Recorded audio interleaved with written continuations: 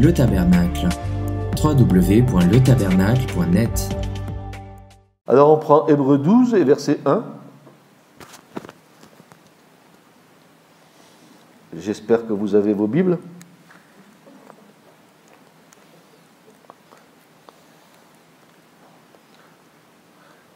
Vous savez que sans la Bible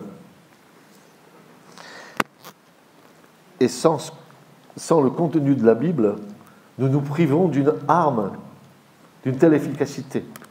Car l'Écriture nous dit que la parole de Dieu est l'épée de l'Esprit. C'est la parole de Dieu qui va nous aider à combattre notre foi instable. Parce que nous avons une grande instabilité dans la foi. Alors, lisons. C'est pourquoi nous aussi, ayant une si grande nuée de témoins qui nous entourent, je voudrais d'abord m'arrêter pour dire combien je suis heureux que l'Esprit de Dieu ait suscité dans l'Écriture l'Épître aux Hébreux. Est-ce que vous pensez qu'à un moment donné, il ne voulait pas prendre cet épître dans le canon des Écritures inspirées? Et je me suis dit, nos braves frères dans la foi, il y a quelques siècles en arrière, ils auraient dû peut-être demander un peu plus l'Esprit Saint pour comprendre combien il y a de perles dans cette épître. C'est une des plus belles épîtres du Nouveau Testament. Et on aurait peut-être été privé de cela si le Seigneur n'était pas intervenu pour la faire figurer dans nos Bibles. C'est pour ça que je vous dis ce matin, soyez réjouis de ce que le Seigneur est plus grand que les hommes, et que si les hommes ont décidé qu'il n'y aurait pas l'épître, Dieu lui a décidé qu'il y aurait l'épître. Amen. Donc moi je suis heureux ce matin de partager avec vous. Alors il nous dit ceci, c'est pourquoi nous aussi, ayant une si grande nuée de témoins qui nous entourent, rejetant tout fardeau et le péché qui nous enveloppe si aisément. Vous n'êtes pas à l'abri du péché, n'est-ce pas? Vous n'êtes pas à l'abri des tentations. Vous n'êtes pas à l'abri des épreuves. Parce que si tel était le cas, si Jésus nous gardait de toutes ces choses, il semblerait qu'on ait oublié les recommandations du Seigneur qui nous disait ceci: prenez garde que personne ne vous séduise. Il y a la part de Dieu qui nous garde et notre part dans laquelle nous devons nous-mêmes nous garder. N'est-ce pas? Nous devons nous garder. Je répète, nous devons nous garder. Peut-être que vous êtes un peu sourd, je vais redire, nous devons nous garder. Très bien.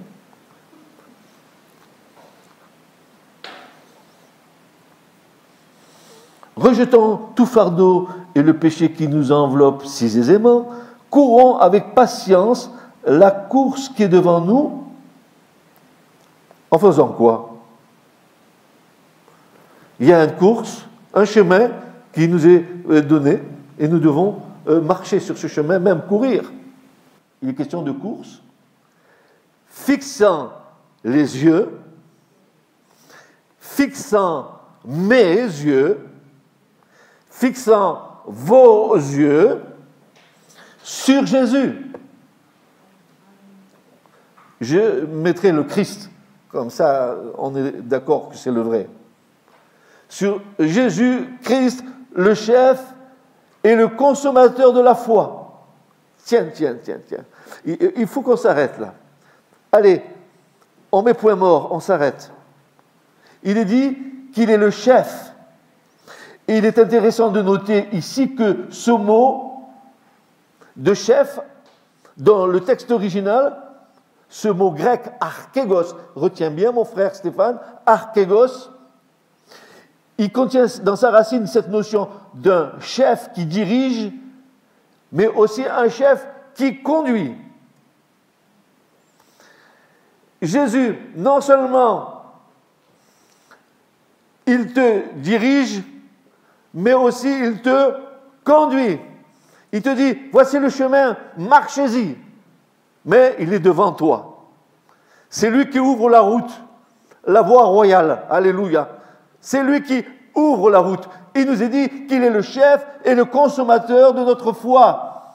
Mais il est un chef qui conduit, oui, le Christ non seulement est le chef de notre foi, mais il conduit à la gloire une multitude de frères.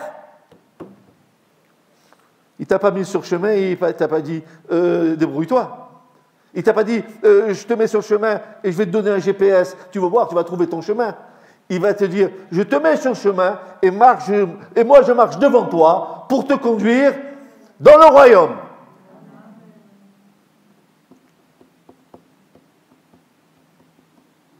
Il conduit à la gloire une multitude de frères ayant quoi? La foi en son nom.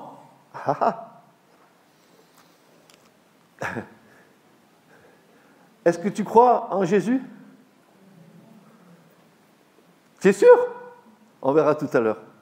On va passer le test. Le vrai test. C'est si facile de dire j'ai la foi en Christ.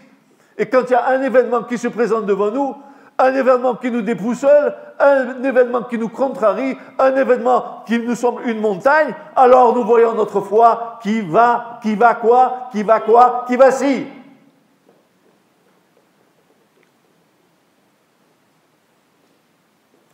Et là, la foi se transforme en incrédulité.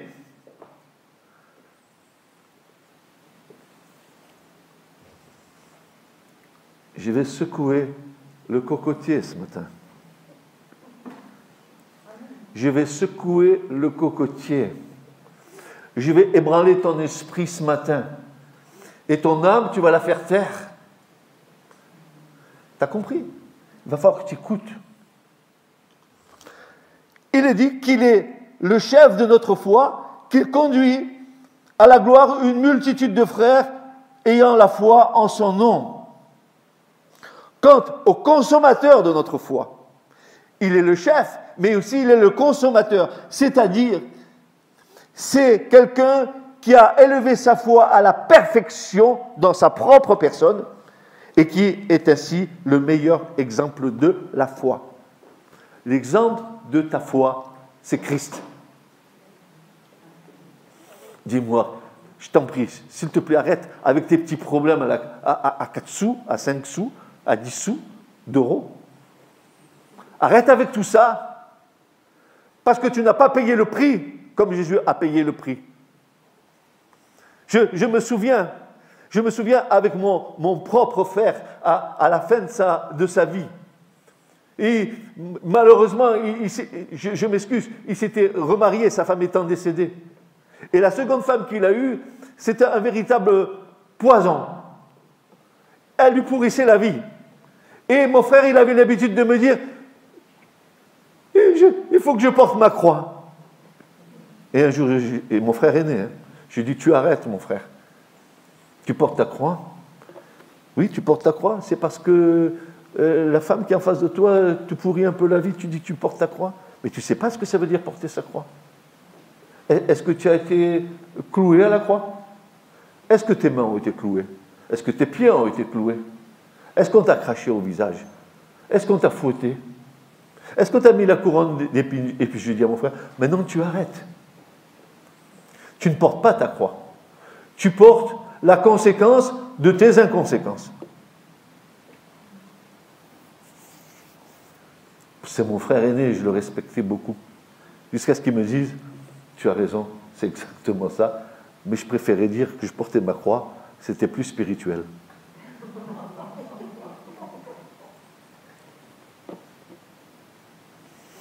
On a un certain âge, lui et moi, mais lui est décédé maintenant, l'année dernière. Je respectais énormément mon frère m'aimait beaucoup, mais moi je ne pouvais pas entendre des choses qui n'étaient pas justes par rapport à la parole. Et à la fin de sa vie, il me disait, on avait tellement de bons partages ensemble, qu'il me disait, bah, mon frère, j'étais même gêné de voir un frère qui m'aime autant. Je ne sais pas si vous comprenez ce que je veux dire. Un frère ou une sœur qui t'aime. Mais ce n'est pas les mots. Ce n'est pas les mots. c'était une réalité.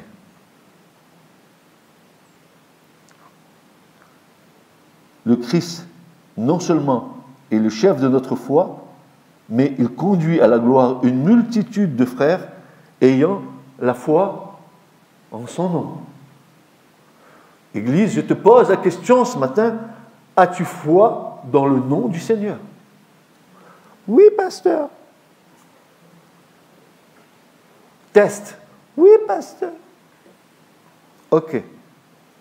C'est facile de le dire. Maintenant, on va voir autre chose. On va avancer. C'est un terrain un peu glissant ce matin. Mais il va falloir quand même que nous regardions la vérité en face. Donc, c'est quelqu'un qui a élevé sa foi à la perfection dans sa propre personne. C'est Jésus qui a élevé sa foi à la perfection dans sa personne même. Jésus est la typification de la vraie foi. Il savait qu'il allait mourir. Et toi, tu aurais dit, et s'il ne me ressuscite pas? Et tu crois que si je meurs, Dieu a la puissance de me faire sortir du tombeau? Et Jésus, en réponse à tes questions idiotes, il va te répondre, si tu crois, tu verras la gloire de Dieu. Allez, prends ça dans les fesses. Où est ta foi? Quelles sont les légères afflictions d'un moment en vue du poids de gloire qui vient? Qu'est-ce que t'ébroutilles de la terre? Tu es bien habillé ce matin, mais moi je t'annonce, nu tu es venu et nu tu repars. Tu n'emportes pas ni tes 50 paires de chaussures, ni tous tes tailleurs avec toi, ni ta voiture, toi mon frère, même ni ta femme. Tu pars seul. Comme tu es venu seul, tu repars seul.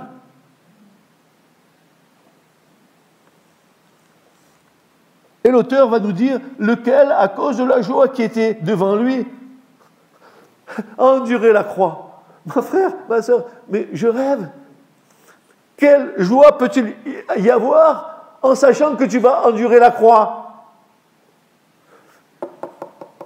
Mais quand l'auteur de l'Épître aux Hébreux nous dit qu'il avait la joie, qu'il était à cause de la joie qui était devant lui, Jésus voyait la perspective de la résurrection et il voyait que le Père allait ressusciter tout ce que le Père a aimé.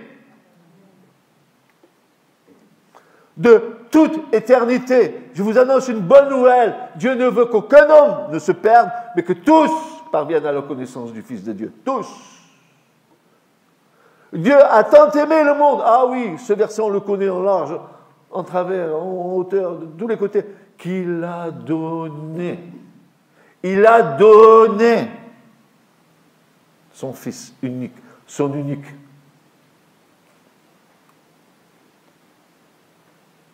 Celui qui l'a engendré. Vous savez, celui qui est lumière. Celui qui a tout créé. L'univers visible et invisible. Oh frères et sœurs, c'est bon de dire toutes ces choses. De rendre gloire au Seigneur en lui disant, mais toi Seigneur, si tu as créé l'univers, est-il si difficile pour toi de nous aider dans nos petites broutilles terrestres? Et tu as vu que tous nos problèmes, c'est toujours le matériel. Toujours la même chose. Et l'argent, le fric, et les biens et pas les biens, toujours les mêmes problèmes. Nous voulons que Dieu fasse des miracles pour nous dans des problèmes matériels. Jésus nous dit, faites-vous des trésors dans les cieux. Là où il n'y a ni le verre, ni la rouille, il n'y a aucun voleur là-bas en haut, comme les banquiers en bas.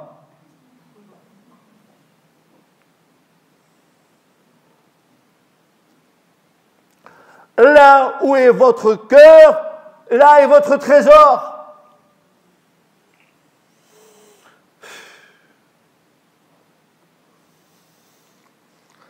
La foi en Christ dont nous nous réclamons n'a rien à voir avec une quelconque allusion à une vague foi par le biais de la religion. Ça n'a rien à voir. Ou d'une certaine croyance qui n'aurait aucune base sur le Christ. Nous voyons beaucoup de gens qui disent qu'ils ont la foi. Mais la foi en quoi? Ils ne connaissent même pas le Seigneur. Ou ils disent Jésus, Jésus, Jésus, Jésus, comme un gris-gris. Mais ils ne connaissent pas Jésus. Ils ne le connaissent pas. Nous devons admettre une fois pour toutes que nous étions incapables d'avoir la foi, c'est-à-dire de croire dans le Christ, tant que Dieu nous ne fit pas la grâce de la déposer en nous et sur nous. La foi est un don de Dieu. Répète avec moi, la foi est un don de Dieu. Tu n'as jamais eu la foi en quoi que ce soit, si ce n'est dans ta propre personne. Parce qu'avant que tu connaisses le Christ, avant que Christ se révèle dans ta vie, avant que le Père t'attire à Christ, tes yeux étaient fixés sur qui? Et moi, et 50 milliards de Chinois. Jacques Dutronc. 50 millions, maintenant, non, ils sont 1 milliard 300 000. 1 milliard 321 millions, exactement le chiffre, en 2012. Depuis, ils ont proliféré.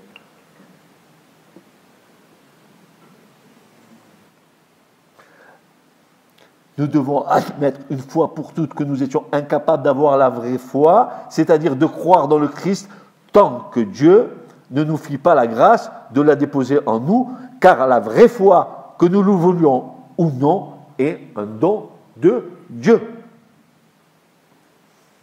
Et je vais vous le prouver. Voilà ce que Jacques dit. Vous savez, Jacques, pas beaucoup l'aiment, l'apôtre Jacques. C'est un bastonneur, Jacques. Oh, il est dur, ce Jacques.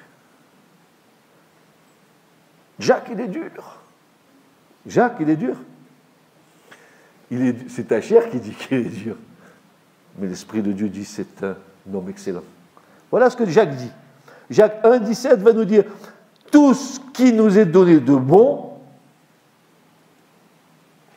Jacques 1, 17 « Tout ce qui nous est donné de bon et tout don parfait descend d'en haut du Père des Lumières, en qui il n'y a pas de variation ou d'ombre de changement. » Nous répétons ensemble, nous le lisons ensemble. Lisez avec moi. Tout ce qui nous est donné. Vous dormez. Tout ce qui vous est donné de bon et tout don parfait descend d'en haut du Père des Lumières, en qui il n'y a pas de variation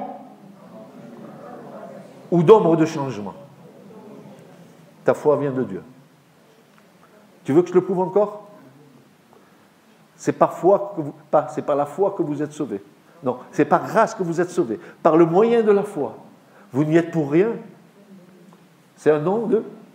Voilà.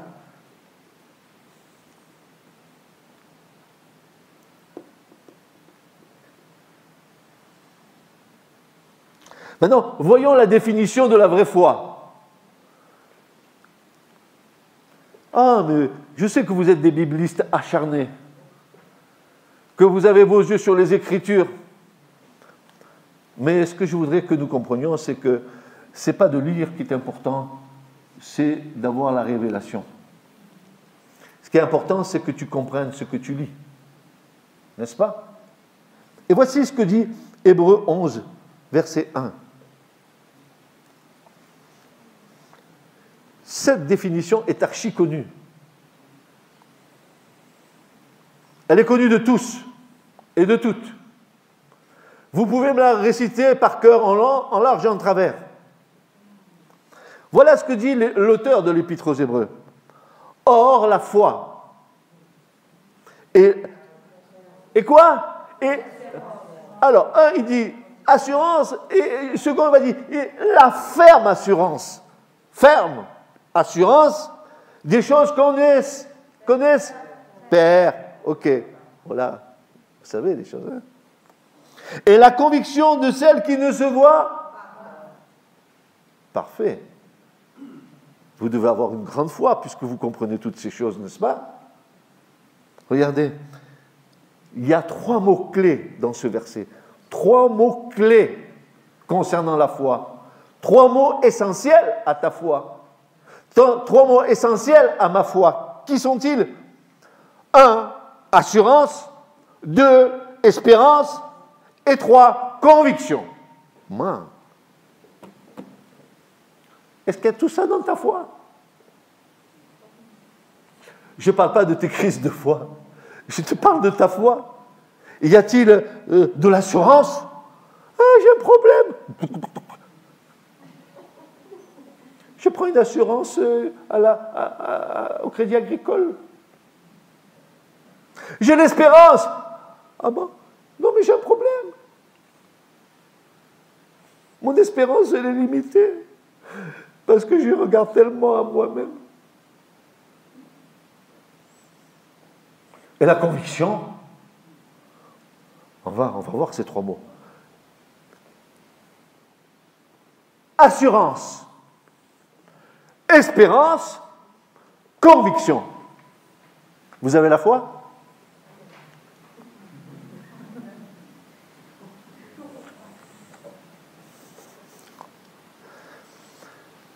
Je vous aime, mais je ne vais pas vous épargner. Écoutez bien cela. La foi saisit ce qui n'est pas encore réel dans l'espérance. La foi saisit ce qui n'est pas encore réel dans l'espérance, et puis la foi le fait rentrer dans le domaine de la réalité. Tu as espéré quelque chose, et voici que par le moyen de la foi, ce dont tu as espéré va rentrer dans la réalité de ta foi.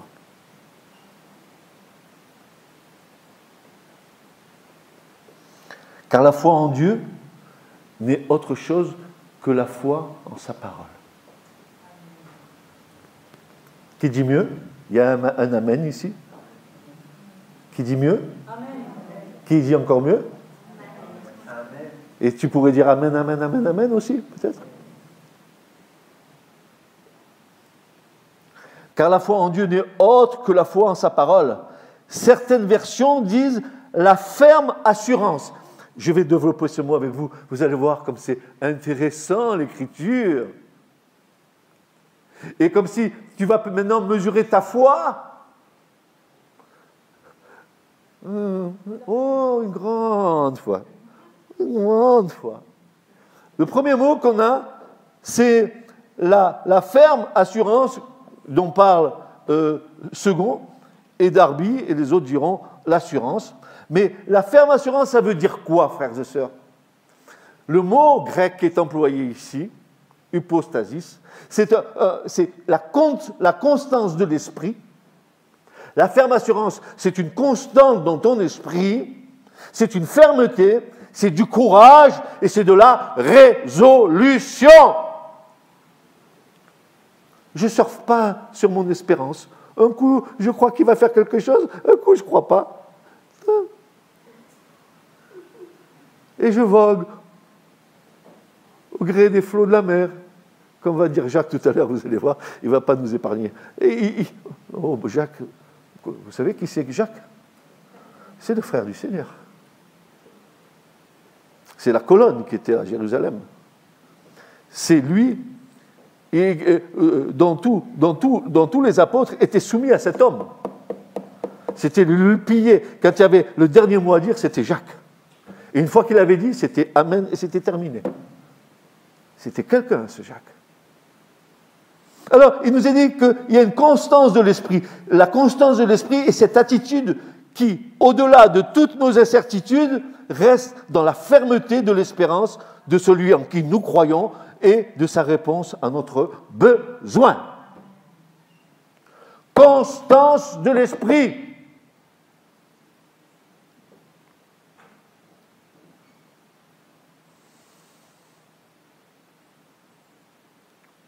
Qu'est-ce qu'il raconte Francis ce matin?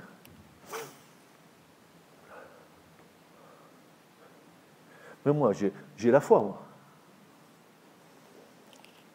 Ok, on va continuer, voyons voir. Nous allons sonder notre foi, n'est-ce pas? Nous avons dit que la ferme assurance, c'est la constance de l'esprit, c'est la fermeté. Fermeté. Je suis ferme. Je suis inébranlable dans les promesses de Dieu. Et ça, c'est ma foi. Et rien ne peut toucher ma foi.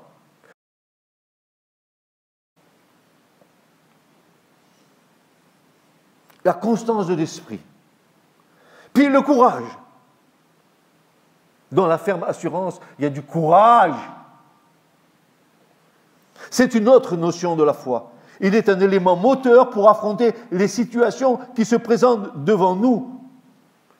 Il faut avoir du courage. Et tu n'es pas comme l'autruche et tu ne mets pas ta tête dans le trou pour ne pas voir ton problème. Et tu ne te lamentes pas. Et tu ne fais pas chez toi un mur de lamentation où tu vas te frapper la tête contre.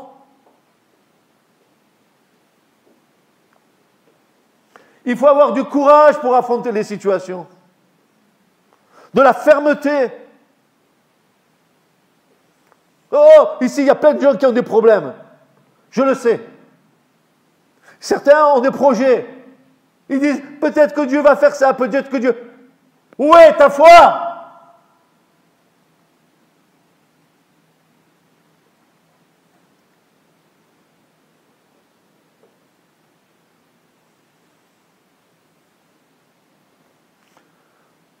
Croire au-delà de toute désespérance, croire au-delà de ce qui nous paraît impossible.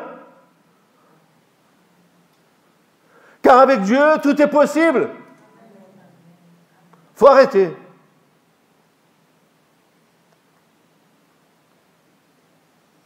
C'est pour ça que l'auteur de l'Épître aux Hébreux, dans le verset 3 du chapitre 12, il va nous dire ceci, « Car considérez celui qui a enduré une telle contradiction de la part des pécheurs, contre lui-même, afin que vous ne soyez pas las et découragés dans vos âmes, afin que votre foi ne soit pas amoindrie, afin que vous ne vous relâchiez point vos forces dans votre combat.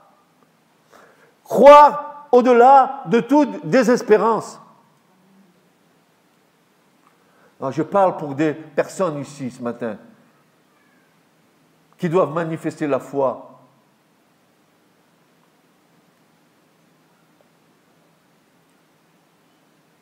Tu y mettras toutes tes forces, toute ton intelligence dans les choses. Tu feras les choses les plus clean, les meilleures, que tu penses être les meilleures. Tu sais ce qui manque ? La foi. Ça se bloque, c'est bien fait. Où est la foi ?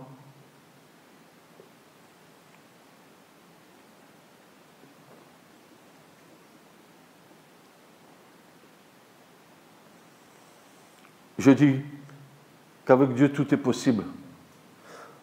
Pour l'homme, c'est impossible. Mais pour Dieu, tout est possible. Nous nous égarons dans le labyrinthe de notre intellect. Nous nous égarons dans le labyrinthe de nos sentiments. Nous nous égarons chaque fois que nous ne manifestons pas la foi. Quant à la résolution, c'est une prise de position irrévocable. Ta résolution dans ton problème est une prise irrévocable dans la foi au Christ ressuscité, exempte de toute influence extérieure et intérieure. Je répète, quant à la résolution dans la foi, c'est une prise de position irrévocable dans la foi au Christ ressuscité, exempte de toute influence extérieure ou intérieure. C'est être inébranlable dans l'espérance que Christ est toujours avec nous dans les situations les plus difficiles et les plus inextricables. Je serai tous les jours avec vous. Déchargez-vous sur moi. Arrêtez de porter vos problèmes.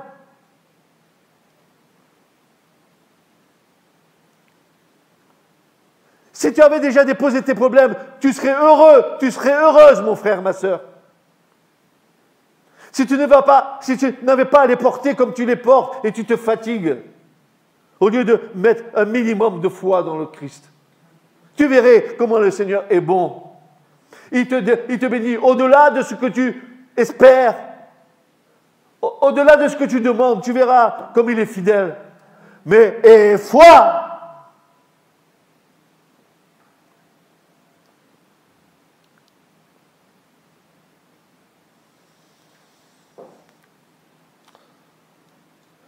La résolution, c'est croire au-delà du raisonnable humain pour entrer dans une confiance inébranlable, même si tout nous paraît compromis ou contraire.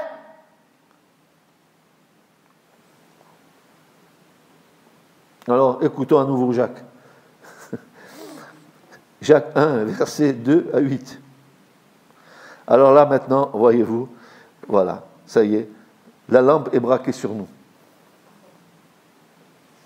Sur toi, mon frère, sur toi, ma sœur, sur toi qui, aujourd'hui, a un problème.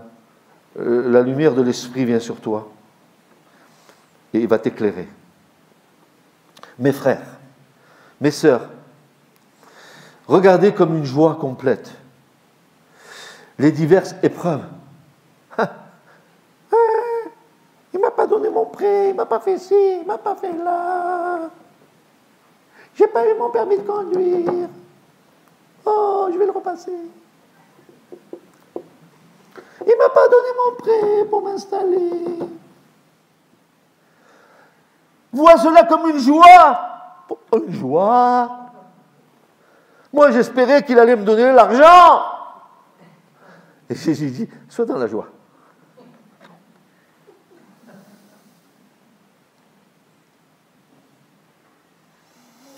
Regardez comme un sujet de joie complète.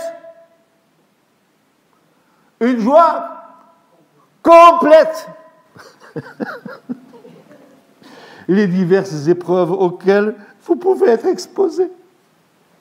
Tu as vu? Excuse-moi, que ceux qui m'écoutent me pardonnent. Tu as vu la tranche que tu as quand tu as le problème? On dirait qu'on t'a mangé ton morceau de gâteau. On dirait que tous les malheurs du monde te sont tombés dessus. Vous voyez comme une joie complète. Oh, c'est l'anti-joie, hein? C'est la constipation spirituelle.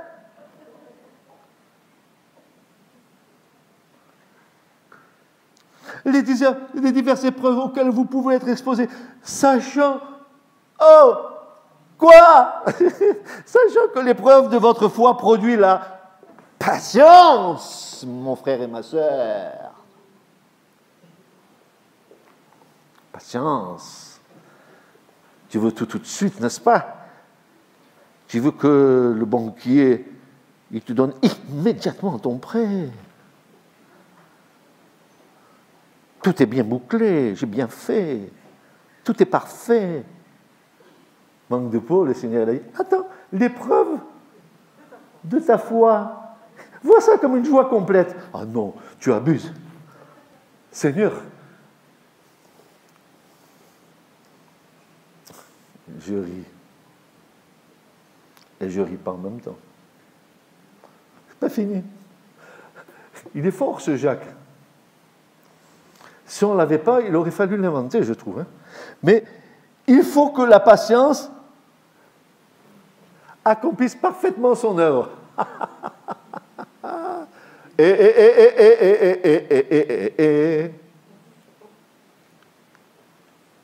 Patience.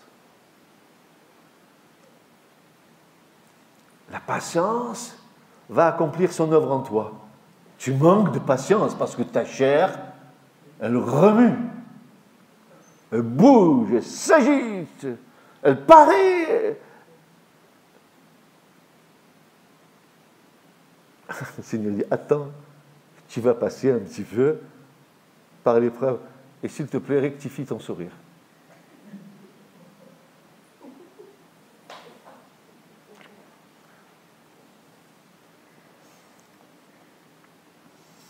Regardez bien, mais il est fou ce Jacques. Il faut que la patience accomplisse parfaitement son œuvre afin que vous soyez parfaits et accomplis sans faillir en rien.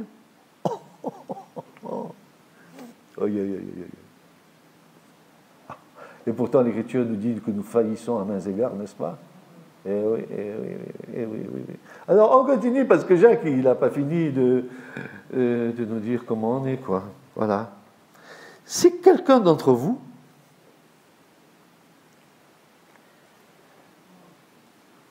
manque de sagesse, y a-t-il parmi nous des gens qui manquent de sagesse?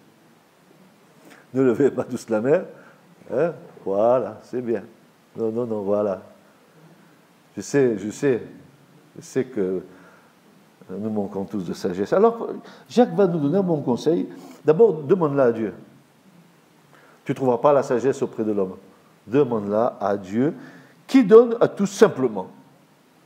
Et sans reproche. Et il lui sera donné. Et voilà, ça arrive. Maintenant, tu prends ton surf. Mais qu'il le demande avec foi. Seigneur, donne-moi la sagesse, s'il te plaît.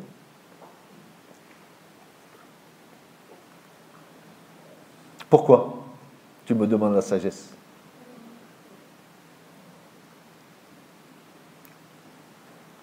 Pourquoi tu me demandes la sagesse? Et pourquoi tu me la demandes? En doutant. Parce qu'il est dit, mais qu'il la demande avec foi, sans douter.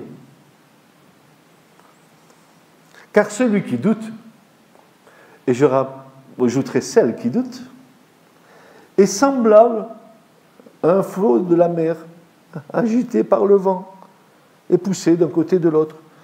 Qu'un tel homme ou une telle femme ne s'imagine pas qu'il recevra quelque chose du Seigneur.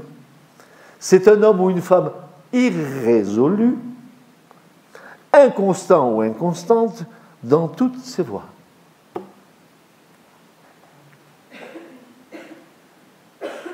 Permettez-moi de préciser deux termes dans ce passage.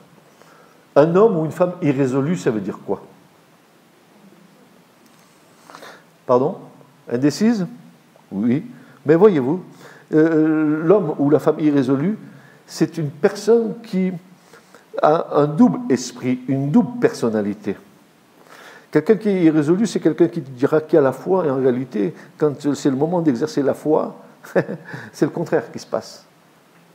C'est pour ça que le mot irrésolu, en grec, vient de deux mots. C'est le mot duo et le mot psyché. Ça veut dire que cet homme, cette femme, il a une double âme. Un peu schizophrène. J'ai la foi, voilà mon espérance et mon salut, mon chant d'amour.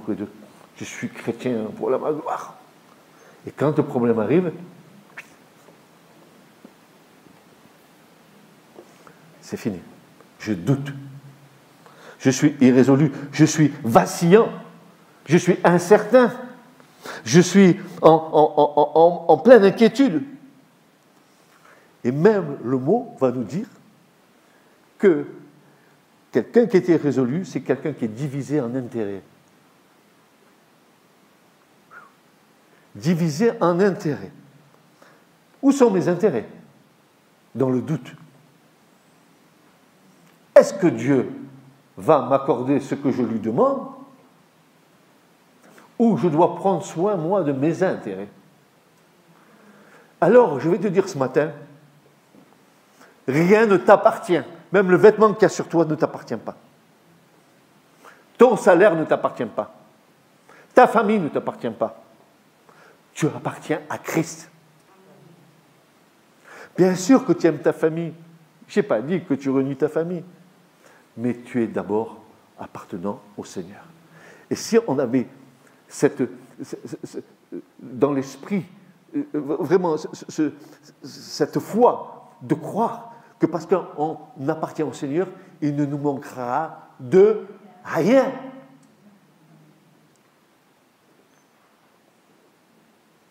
Si tu n'as pas de sagesse, demande-la à Dieu.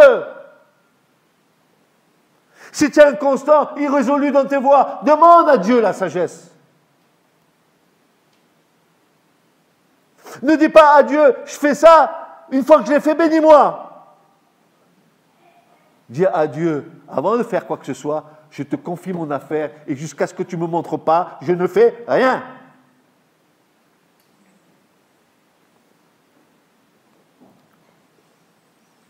Un esprit double, irrésolu, une âme double. Il est vacillant, incertain, divisé en intérêts.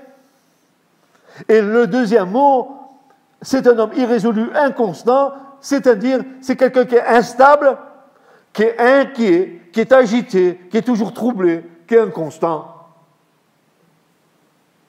Alors Jacques dit qu'un tel homme ou une telle femme ne pense pas recevoir quelque chose de Dieu si dans sa foi, il y a et l'irrésolution, et le doute, et la peur, et la crainte, et l'inquiétude, etc., etc., etc. Ça ne vient pas de Dieu.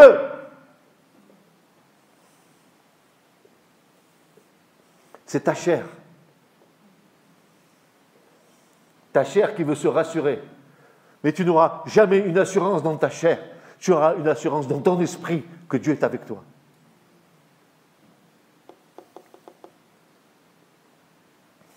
L'inquiétude, écoute-moi bien, Église, l'inquiétude, c'est l'anti-foi. L'agitation, c'est l'anti-foi. L'inconstance, c'est l'anti-foi. L'instabilité, c'est l'anti-foi. Le trouble, c'est l'anti-foi. L'hésitation, c'est l'anti-foi, car elle engendre le doute. L'avarice, c'est l'anti-foi. La crainte, c'est l'anti-foi. Et surtout, la démonstration d'une petite foi. Vous vous rappelez ce que Jésus a dit ? Revenons au Seigneur. Il leur dit, pourquoi ? Matthieu 8, 26. Pourquoi êtes-vous craintifs, gens de petite foi ? Minuscule. J'ai peur. J'ai peur.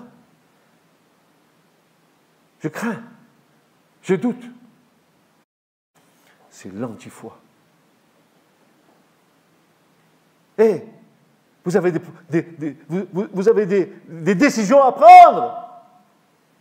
Prenez-les dans le Seigneur. Arrêtez de gamberger avec vos têtes, avec vos pensées, avec votre intelligence, avec vos capacités. Car moi, je ne connais qu'une chose, que mes capacités, elles viennent de Dieu, et seulement de Dieu. Frères, sœurs, chaque situation qui se présente devant nous a sa solution dans le Christ. Faire confiance au Seigneur dans nos incertitudes est le degré le plus élevé de la foi.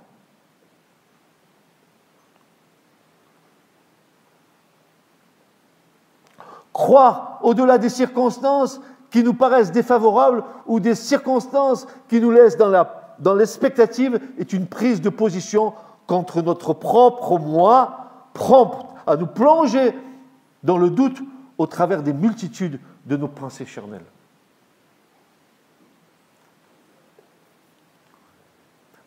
Pourquoi le Saint-Esprit nous a été donné, frères et sœurs ? Pour paraître très spirituel. Pourquoi l'Esprit nous a été donné ? L'Écriture nous dit que l'Esprit nous a été donné pour combattre les œuvres de la chair. La chair combat contre l'Esprit. Et l'Esprit combat contre la chair afin que vous ne fassiez pas ce que vous voudriez faire, dit Paul.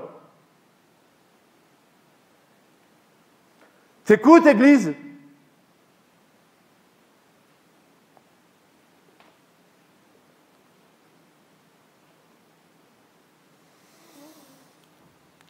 Tout ce qui ne procède pas d'une conviction de foi est péché. Il dit Paul. Dans Romains 14, 23, il nous dit « Mais celui qui hésite ou celui qui aura des doutes, s'il mange est condamné parce qu'il n'agit pas sur un principe de foi. Or, tout ce qui n'est pas sur le principe de la foi, ou encore tout ce qui ne découle pas de la foi, est péché.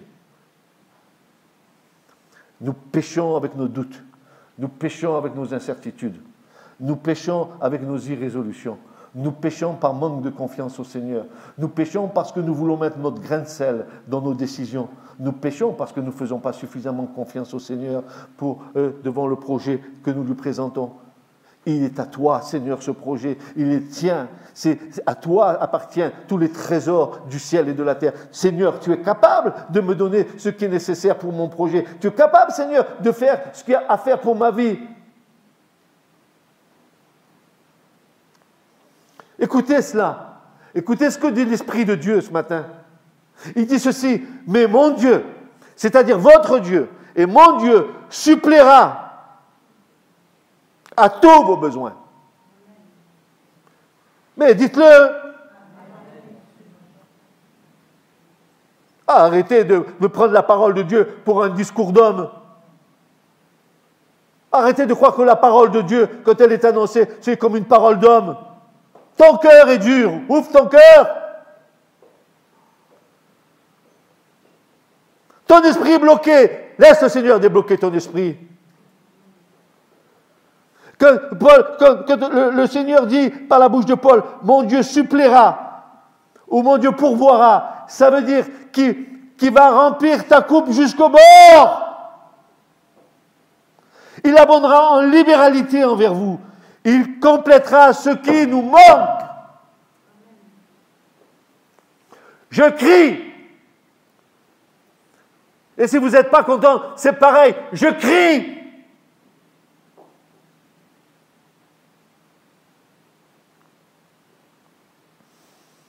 Il me dit qu'il complétera ce qui me manque. Il abondera envers moi en libéralité. Il remplira ma coupe jusqu'au bord. Mesquin dans la foi, petite foi. Pourquoi doutez-vous, gens de petite foi, dit le Seigneur?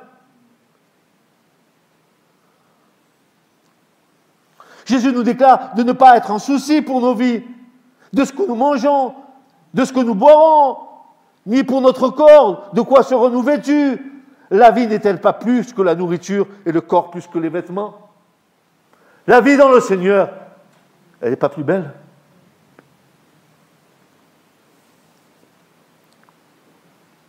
Nous n'avons pas un Dieu qui nous laisse dans des incertitudes, car notre Dieu est le Dieu de toutes les certitudes. Regardez ce que le Seigneur dit. Matthieu 7, versets 7 à 11. Mettez votre foi dans la parole du Seigneur. Quelque problème que vous ayez, faites-lui confiance. Allez, ce matin, décharge-toi, s'il te plaît, de ton problème. Décharge-toi de ton problème ce matin. Décharge-toi de ta famille, c'est ton problème, décharge-toi de ta famille. Ton projet, c'est ton problème, décharge-toi de ton problème. Arrête de t'agiter. Tu as une interrogation pour ton avenir. Mais le Seigneur a dit, je serai tous les jours avec toi. Tu crois qu'il va t'abandonner? Je ne t'abandonnerai point. Je ne te laisserai point, dit le Seigneur. Tu crois en ton Dieu? Quelle est cette position où tu parais très spirituel? Alléluia, alléluia, au Seigneur, au Seigneur. Et dès qu'il y a un problème, je tremble les pieds à la tête. Où est ta foi? Voilà ce que le Seigneur va dire. Demandez et il vous sera donné. Cherchez et vous trouverez. Heurtez, il vous sera ouvert. Car quiconque demande, reçoit. Et celui qui cherche, trouve. Celui qui heurte, il sera ouvert.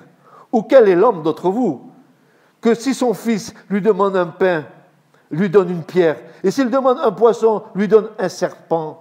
Si donc, vous qui êtes méchants, et nous le sommes, vous savez donner à vos enfants de bonnes choses, quand bien plus votre Père qui est dans les cieux donnera-t-il de bonnes choses à ceux qui les lui demandent?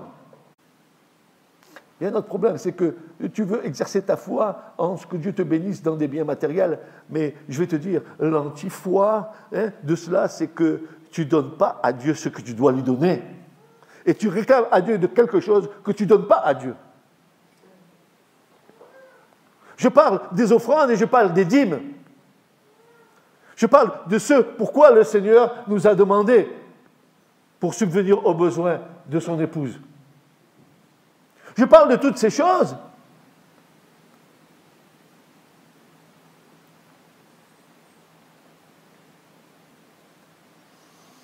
Le prophète Ésaïe, dans le chapitre 41, verset 10, nous dira « Ne crains pas, car je suis avec toi. » Mon frère, ma sœur, Dieu est avec toi.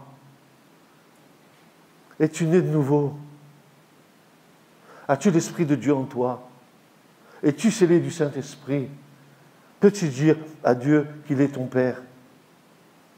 L'Esprit d'adoption est-il sur ta vie? Si oui, ne doute pas. Va-t-il te donner un scorpion, un serpent, à son enfant? Tu as vu un père, toi, qui peut... Tiens, tu vas faire du mal à ton enfant s'il dit?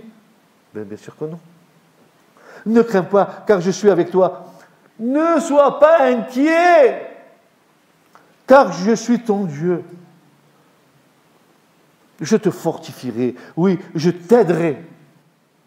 Amen. Je t'aiderai. Mais ne crains pas. Ne sois pas inquiet. Douterais-tu que moi je suis le Dieu Tout-Puissant? L'or et l'argent m'appartiennent. La terre m'appartient. Les cieux des cieux m'appartiennent. Qu'est-ce que tu es en train de te miner la santé avec un petit problème, une pécadille que le Seigneur peut résoudre comme ça, s'il trouve la foi dans ton cœur. Et si tu n'es pas hésitant, inquiet et irrésolu, parce que ton problème, il te surmonte, et qu'en te surmontant, il amenuise ta foi, et que l'ennemi se régale avec toi. Il te tourne en bourrique.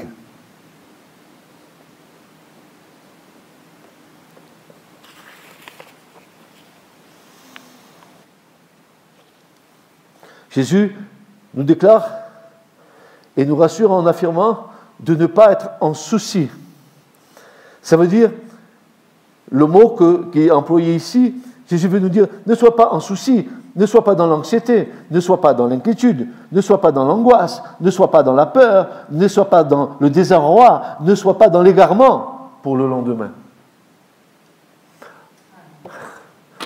Frères et sœurs, tu crois que ton Seigneur et ton Père va te laisser si tu es dans le dénuement? Il te faut passer par là pour vivre des expériences avec Dieu pour que ta foi se fortifie, alors tu vas passer.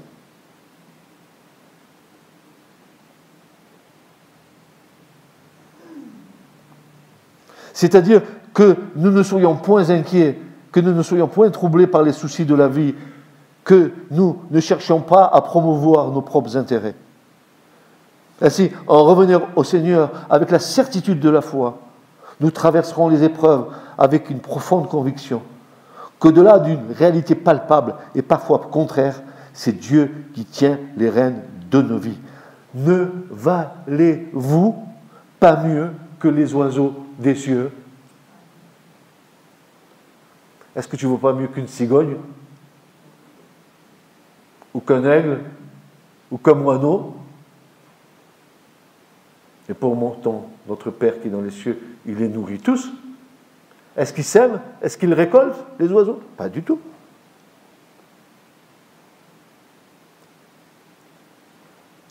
Et je vais terminer avec ce verset de l'Écriture. C'est une exhortation. Tu garderas dans une parfaite paix. Et le texte hébreu est tellement beau. Quand il est dit parfaite paix ici, dans l'hébreu, il est dit shalom, shalom, 2 fois shalom. L'esprit qui s'appuie sur toi, car il se confie en toi. J'espère ce matin que vous avez compris le message. Que tout ce qui ce matin avaient des problèmes. Vous tous qui ce matin avez le sentiment que vos problèmes sont des montagnes. Jésus a dit, si vous aviez la foi comme un grain de sénévé, vous diriez à cette montagne, c'est-à-dire à votre problème, quel problème tu as dans ta vie? Ça, c'est ta montagne? Et foi que Dieu peut la jeter à la mer. Et foi, je t'en prie, s'il te plaît, Église, aime ton Seigneur. Crois qu'il peut faire au-delà de tout ce que tu espères et que tu demandes. Et ainsi, expérimentant dans tes épreuves la foi, et tu verras que le Seigneur te bénira, ta foi augmentera. Et quand l'épreuve arrivera, tu diras, mon Dieu pourvoira dans sa grâce à tous mes besoins. Et je pourrai ainsi être dans la paix, sachant que c'est lui qui va donner la solution à tous mes problèmes. Que Dieu vous bénisse, mes frères et sœurs. Ce message vous a été présenté par l'Assemblée chrétienne Le Tabernacle. www.letabernacle.net